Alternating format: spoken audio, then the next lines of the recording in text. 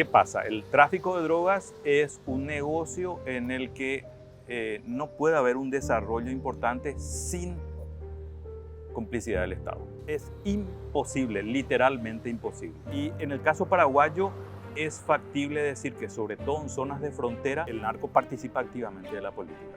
O sea, intendentes, concejales, metidos hasta el cuello. O sea, el narco se mete en política. Y además en ciertas zonas de frontera muy calientes, Amambay por ejemplo, es literalmente imposible dedicarse a la política sin la aprobación del narco.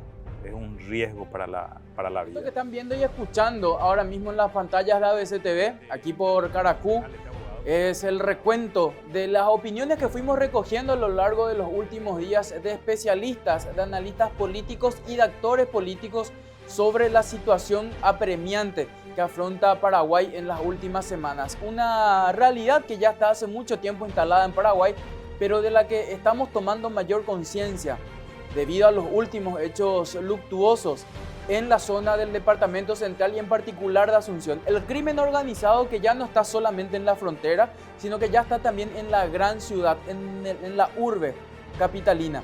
Bienvenidos, bienvenidas, esto es Caracú. Como todos los jueves nos encontramos aquí a partir de las 22. Vamos a hablar de esto que ya les decía, algo que preocupa. El avance del crimen organizado y a la par cómo actúa el sistema judicial, pero en particular el sistema penal y más particularmente todavía la Fiscalía General del Estado en la investigación, dilucidación y persecución de hechos que han marcado la agenda nacional en materia de seguridad. Ricardo Lerete, ¿cómo estás? Buenas noches, Juanqui. Como decías, un recuento que pretendemos darle a la audiencia abarcando nuevamente el tema de seguridad. Es ya el segundo episodio de Caracú que decidimos y nos comprometemos a abordar este tema desde tres pilares fundamentales: el pilar de la Policía Nacional, el pilar del Ministerio Público y el pilar del Poder Judicial. Tres pilares que deberían dar la garantía, que deberían garantizarnos a nosotros seguridad a la hora de salir de nuestras casas, a la hora de ir al trabajo, a la hora de tomar un transporte público, a la hora de decidir ir a un evento, a la hora de decidir ir a la plaza. Tres pilares que hoy están fallando al ciudadano y que están fallando al país, y en un recuento que vamos a profundizarlo acá en esta edición de Caracú. ¿Cómo te va, Rubén? Buenas noches. ¿Qué tal, Ricky? Un saludo también a vos, Juanqui, y a la audiencia de Caracú que jueves a jueves nos acompaña. Como veníamos hablando, vamos a realizar una pincelada de los últimos casos relacionados al crimen organizado y también cómo está actuando la justicia en estos últimos tiempos. Vamos a empezar por una cuestión histórica. Acudimos a Fabián Chamorro, historiador, autor de varios libros de la historia paraguaya, porque queríamos conocer cuándo empieza la presencia del crimen organizado en Paraguay, en particular del narcotráfico.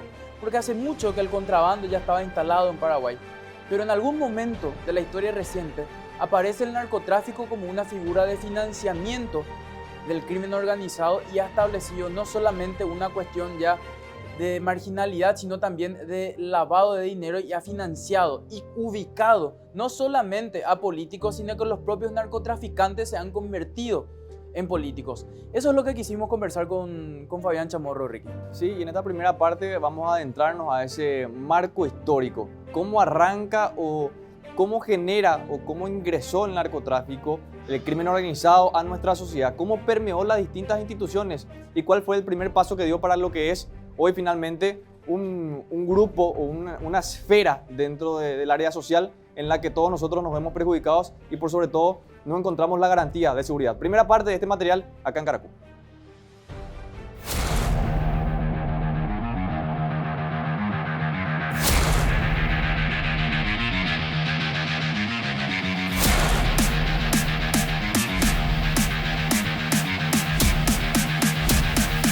El crimen organizado implica que van unidos varios ilícitos o varios crímenes.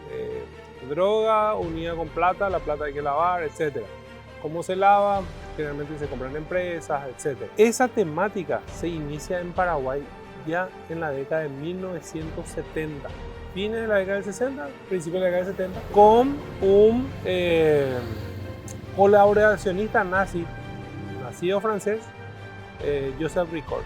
Él es el que instala ese negocio amplio de la droga en Paraguay. ¿Por qué te digo negocio amplio? Porque ya había los otros ilícitos. La mayoría de personajes ligados a Alfredo Stroessner en aquella época, especialmente militares, manejaban contrabando, rollo tráfico, etc. Varios delitos manejaban. El tema del lavado de dinero mucho no importaba porque vos en esa época podías meter $1 millón, metías en tu cuenta, más si eras de ese equipo. O sea, no hacía falta esconder la plata como los narcos colombianos hacían cuando no podían lavar tan rápido su dinero. Acá no había ese problema.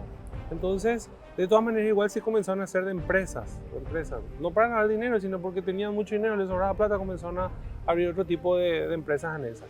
Yo creo que a partir de ahí podemos hablar de crimen organizado ligado a la narcopolítica. Es extraño el caso paraguayo, porque ¿qué hizo el narcotráfico en países como Colombia, México? El narcotráfico empezó como algo de sectores criminales y se acercó a la política para cuidar sus negocios. En Paraguay no. En Paraguay empieza el tema de la narcopolítica ya con los políticos, o sea, no están instalados todavía los militares en el poder. O sea, sí es Alfredo Stroessner, por supuesto. Ellos eran mandos por debajo de Alfredo Stroessner, pero con ellos se inicia la narcopolítica. Entonces no es que se tuvo que acercar a alguien para tratar de estirar políticos para defender su negocio. No, ya estaban los políticos ahí cuando empieza la cuestión en Paraguay, lo que se llama como el periodo democrático, luego de la caída de Flores. En el año 2001 ocurre un hecho muy particular, lo que vos decís. Había pequeños capos mafiosos, por llamarlo de una manera, muy controlados por el poder político en esa época, que manejaban el negocio, especialmente la marihuana, la cocaína, olvídate. La cocaína es un negocio gigantesco, que es lo que hace que esta guerra nunca termine. Sin embargo, el negocio de la marihuana era más pequeño, por supuesto dejaba dividendos muy importantes, manejado por una familia, el famoso clan Morel. El clan Morel, padre, 3 hijos, manejaban el negocio de la marihuana, especialmente en la zona de Capitán Bado hasta Pedro Juan Caballero. Pero su base estaba en Capitán Bado.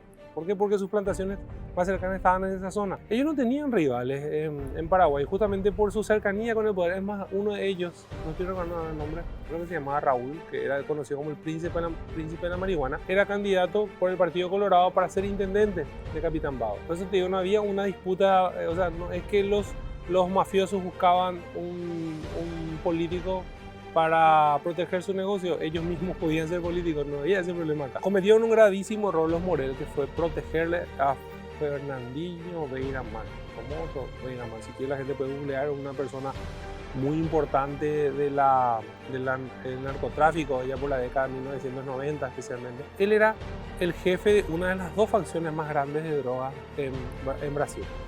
Está el PCC, que es el primer comando capital, que es de San Pablo, y el Comando Vermelho, que es de Río de Janeiro. Él era el jefe del Comando Vermelho. Él se escapa de la cárcel y ¿quiénes le protegen? Los Morel.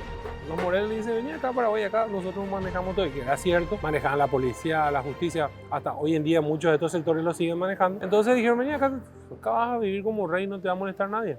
Y era cierto. ¿Cuál es el problema?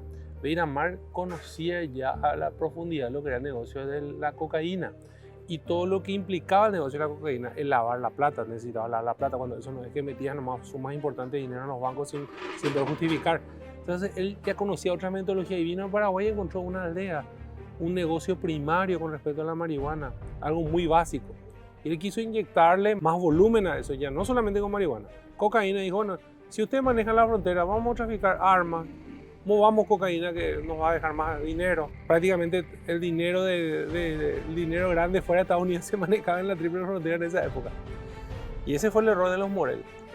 Y como los Morel ya no se sentían cómodos con el protagonismo que Beiramar le comenzó a tener con todos esos negocios, el clan trató de alejarse un poquitito de él y imposible, un tipo tan poderoso que manejaba miles de hombres, miles, ni cientos de miles de hombres totalmente radicalizados y manejados por el negocio de la droga en las favelas, se deshizo de los tipos. El 13 de enero del año 2001 son asesinados 2 de los hermanos en Capitán Bado. Una semana después, el papá de ellos, que se les conocía como el rey de la marihuana, que era brasilero, estaba en una cárcel de Campo Grande en Mato Grosso, lo terminan asesinando también los presos del lugar. Después, una parte del negocio queda en poder de otros paraguayos, pero ya no con el volumen que tenían los Morel, y ahí es que se instala en la frontera primero el Comando Vermelho Después el primer comando capital, cuando se dieron cuenta que hacia acá se estaba moviendo mucho dinero del comando vermelho, también ellos se instalan y se generan pequeñas guerras que hubo un momento en la historia en el cual se tranquilizó más la guerra, cuando hubo otro patrón que maneje la situación en la frontera. Este era, por ejemplo, Rafat. Rafat era la persona que de alguna manera logró la paz entre las facciones que se disputaban el poder. Ahí en esa zona manejó el negocio del narcotráfico hasta que uno de estos dos sectores importantes criminales de Brasil le declararon la guerra y le terminaron matando. A partir de ahí, nuevamente otra guerra para ocupar el espacio de este personaje que era Rafat. Desde 2001 nunca más terminó hubo parates de esta guerra porque algún sector más poderoso pudo captar todo el poder, pero después se volvió. Esto es algo que no va a terminar mientras no se tomen en serio algunas cuestiones que pasan más allá de la legalización, porque algunos piensan que legalizando la marihuana se soluciona. No, lastimosamente detrás de esto ya no es solamente marihuana. El poder económico está detrás de la cocaína, de la heroína y todo lo que eso genera. Los generales de Stroessner no manejaban solamente la droga, o sea, no era la droga de ellos. Hay que también aclarar eso. Eso no quiere decir que no sean narcotraficantes. Eran narcotraficantes porque estaban dentro de la estructura del narcotráfico. Las drogas eran de grandes patrones colombianos, grandes patrones brasileros. Era un territorio de paso que manejaban los generales. Y anexo a esos negocios estaba el contrabando y todo lo otro. Hoy en día muchas de esas, no son unas cuantas nomás, muchos de estos apellidos encumbrados, incluso algunos que están en la política hoy en día, tienen sus grandes primeras riquezas de este tipo de actividades que empezaron esos generales. Entre ellos sobresalía, sobre todo, Andrés Rodríguez.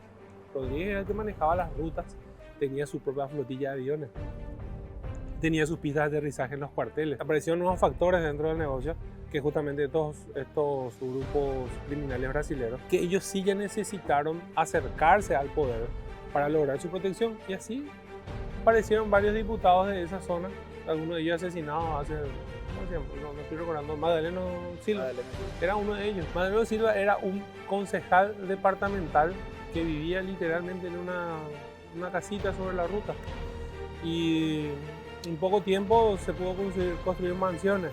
O sea, y su principal actividad tenía que ver con la protección del narcotráfico en la zona de Villaú, que hoy en día es zona, no digo zona de guerra, pero si vos te fijas en los últimos meses o en los últimos años, la cantidad de muertes que hubo en Villaú por cuestiones que tienen que ver con ilícitos es impresionante, porque justamente es la que une ahí Concepción, con Pedro Juan, cerca de la frontera. Se da una serie de cuestiones en Villaú. ¿Qué pasó? Estos grupos criminales sí necesitaron de los políticos, porque con Rodríguez empieza una nueva era.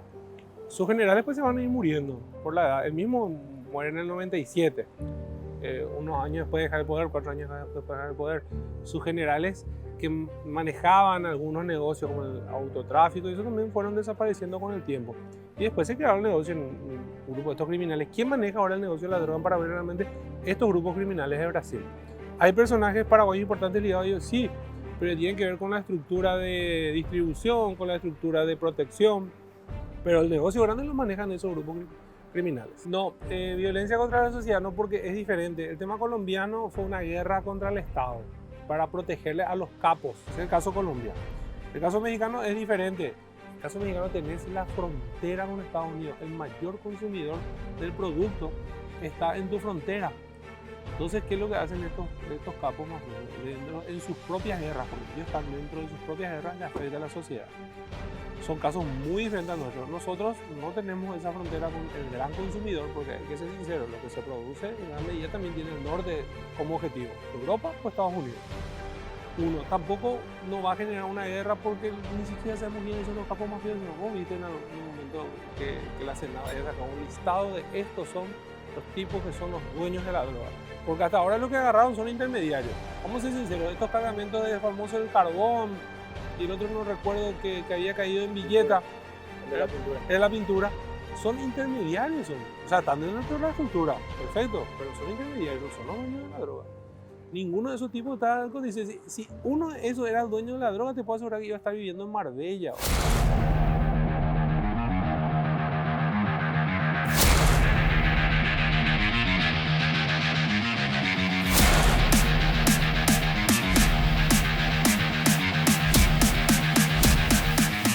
Escuchábamos así a Fabián Chamorro, historiador, que hacía un recuento bastante interesante de la aparición o de la llegada y la instalación del crimen organizado en Paraguay. Y hay un dato muy particular, Rubén, en cuanto a cómo se desenvolvió y cómo creció el crimen organizado en Paraguay. Y es que a diferencia de países como Colombia y México, donde el narcotráfico estableció un poder económico y político muy grande, en esos países, en realidad, el crimen organizado se generó a través de grupos criminales, valga la redundancia, que se dedicaban a otro tipo de actividades criminales, pero que ven en el narcotráfico una opción económica mucho más viable. Y sin embargo, en Paraguay fue al revés. Fue la propia clase política la que se encargó, a través de los generales de la época tronista, de abrir el camino para el narcotráfico, usando las rutas del contrabando que de hecho ya controlaba la clase política y militar, para generar ese nuevo negocio para los grandes, y a partir de ahí recién aparecen los grupos criminales. Así es, Juanqui, una radiografía de los sucesos históricos relacionados con el crimen organizado y su implicancia con la política de nuestro país.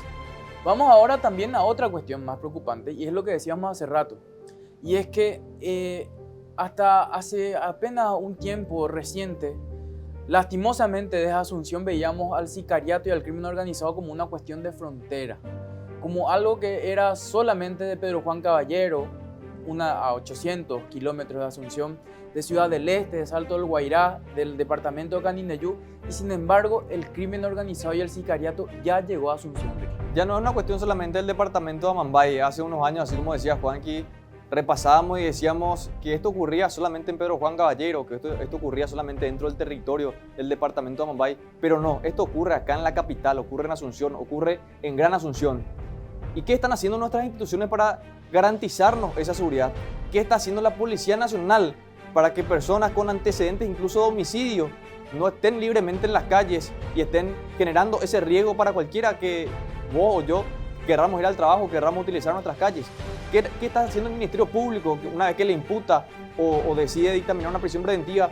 A los pocos meses, a los pocos días, estas personas con antecedentes quedan libres nuevamente. ¿Qué está haciendo el Poder Judicial? Las tres instituciones, los tres pilares que deberían darnos la garantía de seguridad y que hoy está fallando. Hacemos un recuento, un recorrido por los casos de sicariato, no solamente en el departamento de Amambay, sino los que han llegado ya acá, a la capital del país, Asunción y Gran Asunción.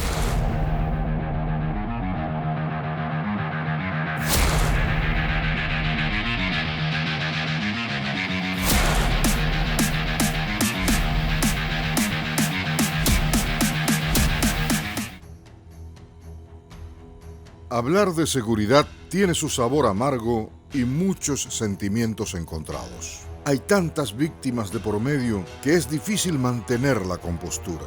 Invade rabia, impotencia. Por momentos, si quedamos mucho tiempo en silencio, hasta podemos escuchar cómo poquito a poco una parte del corazón se desgarra y se nos va con quienes se nos fueron, y nos quedamos mirando al cielo, gritando con el alma en silencio. ¿Por qué? Entre tanta falta de respuesta y de garantías, aún así salimos a las calles a exigir lo que debería ser normal y que hoy es excepción: poder sentirnos seguros cuando dejamos nuestras casas. Años atrás, nadie se hubiese imaginado que el sicariato podría infiltrarse en nuestras ciudades, nuestros lugares de esparcimiento, incluso en nuestros conciertos musicales. Jamás se nos hubiese ocurrido que estar formando fila esperando ingresar a un sanitario sería una sentencia de muerte. Que el último adiós pudiera ser el que damos sin siquiera despedirnos. Y no es normal. Y no vamos a permitir normalizarlo ahora, nunca. Sin embargo, ocurre más de lo que debería ocurrir y mucho más cerca de lo que jamás pensamos que podría haber estado. Un atentado de sicarios en Asunción se cobró la vida de un niño y un adulto en octubre del 2017. Más de 20 balazos recibió la camioneta donde iban 3 adultos y un niño. Estaban por ingresar a una vivienda cerca de un reconocido shopping y los recibieron a balazos. La balacera duró aproximadamente 30 segundos, según relataron los vecinos. La camioneta donde iban las víctimas estaba a nombre del grupo Cristo Rey de Pedro Juan Caballero, que habría pertenecido a Clemencio Gringo González, un narcotraficante pedrojuanino. Más recientemente, el sicariato volvió a sacudir Asunción con el asesinato al empresario Mauricio Schwarzman, cuando estaba por ingresar a su propia vivienda en pleno barrio Jara. Actuaron con extrema violencia. Utilizaron 2 armas diferentes, incluso arma de guerra. Aprehendieron primeramente a un guardia de seguridad y a otra persona que frecuentaba la zona. Los alejaron de la casa y allí esperaron a que llegue Schwarzman. La sospecha fue que se trató de un crimen por encargo. Hasta hoy no se pudo identificar a los responsables. Para el crimen organizado y el narcotráfico no hay descanso y cada vez hay menos códigos. El objetivo es matar, no importa quién esté en el medio. Y si las balas te encuentran en el camino, o estuviste en el lugar y momento equivocados, o iban para vos. Indistintamente, simplemente ejecutan el plan. Hace mucho tiempo ser inocente dejó de ser garantía. Hoy matan a cualquiera sin distinción. 107 tiros y 4 muertes. Un narco de Pedro Juan Caballero, la hija del gobernador de Amambay y 2 ciudadanas brasileñas. 3 sicarios fueron los que a tiros de fusil mataron a estas 4 personas a plena luz del día cuando salían de una fiesta.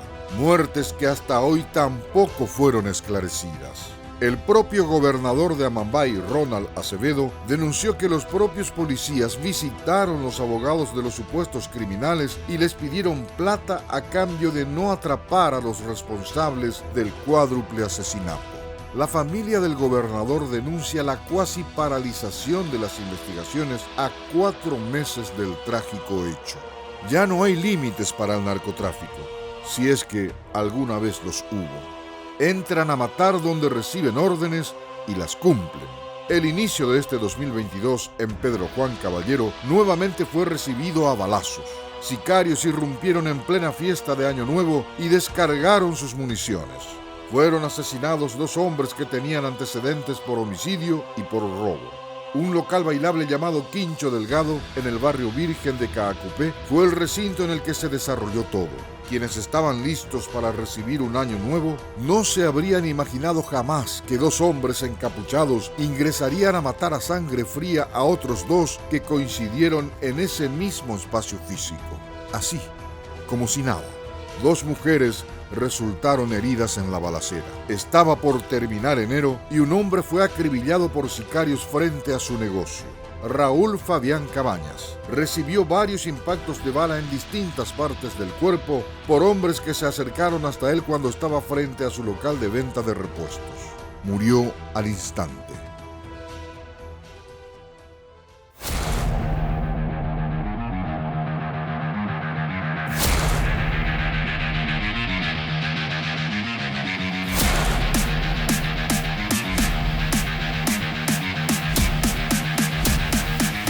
Y en esta parte del material de esta misión de Caracú pudieron observar el recuento de los principales acontecimientos relacionados al sicariato y al crimen organizado en nuestro país. Vamos a ir a una breve pausa, vamos a regresar con más Caracú, pero antes de pasar a una pausa, les recordamos nuestras redes sociales donde nos pueden seguir Caracú en Facebook, Twitter, YouTube, Instagram y Caracú-TV, donde van a poder observar este episodio al término de esta misión.